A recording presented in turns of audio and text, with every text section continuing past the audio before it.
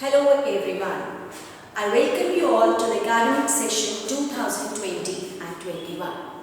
So dear students, today, don't you want to visit certain other countries? So let's take a flight to another country which is in, I'll give you certain clues. I won't reveal it. So you will find that the country is in Europe. It is hexagon in shape. Its capital is Paris, and there we have one of the 7 wonders of the world, that is Eiffel Tower. So by this time you would have guessed, yes, I'm talking about France, and today we'll be discussing about the major turning point, or you can say the watershed point of the European history, or you can also say the turning point of world's history, that is the French Revolution. So you will find why the French Revolution is known as the turning point. The French Revolution is known as the turning point in the world's history. The reason behind that is it provided certain new ideas to the world. The ideas were liberty, equality, freedom, democracy and republic. In today's world, we are aware of these terms. And in fact, the people were also aware during those days even. But you will find that this revolution brought these terms into the practicality. We have to see how. And in the coming sessions, we are going to explore that how these terms became the strength of the entire world. So let's begin with the causes of revolution. See children, the causes of revolution always lies in the political, economic and social structure of the country. Let's begin with the political structure of the society.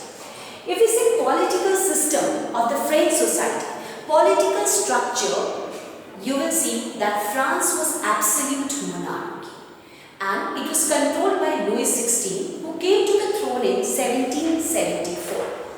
He was a kind of a king who had all the decision-making powers and never wanted to share it with anyone. And this was something which was not liked by the people, and the people were dissatisfied and they wanted a change in the society. But the most important cause of the French Revolution lies in its social structure. During those days, the French society was divided into 3 estates. First estate, second estate, third estate. First estate consisted of clergy classes, the people who are involved in church activities. The second estate consisted of nobility, that means the people who assisted king, or you may also call them the ministers of the king. And the third estate were the common people.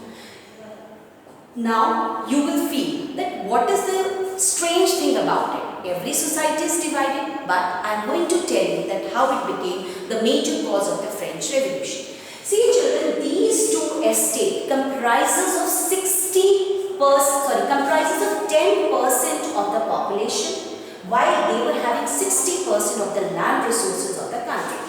While this estate was 90% of the population and was having only 10% of the land resources. So this shows that there was no uniformity in the distribution of resources. Another important thing, that was that first and second estate, they were privileged classes. By birth, they were exempted from paying taxes. All the taxes, whether it was state or tail or any kind of tax, it was to be paid only by the third estate. And this defective system of tax collection was the major cause of French Revolution.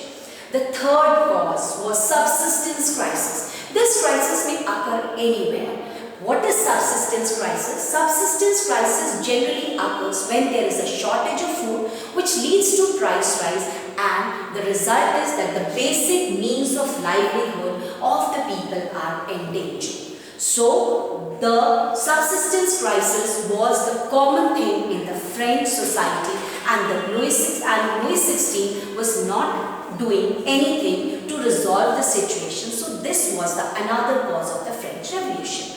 Last but not the least, because people, they are aware of political defects, they are aware of social defects, they are even aware of this subsistence crisis. But the thing was, they were not able to speak up, they were not able to protest. And this thing was done by certain philosophers.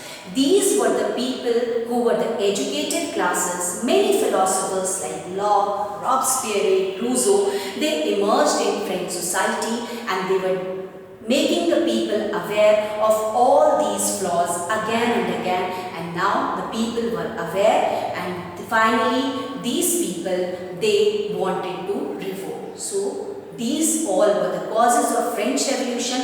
Once again, to conclude is that we had France was absolute monarchy. Another important thing was estate system was another important cause of French Revolution, and the third important cause was subsistence crisis, and the fourth important thing that these philosophers make the people aware, and finally the ground was ready for the French Revolution. So dear students, hope you have enjoyed the session, and tomorrow we'll be discussing about the outbreak of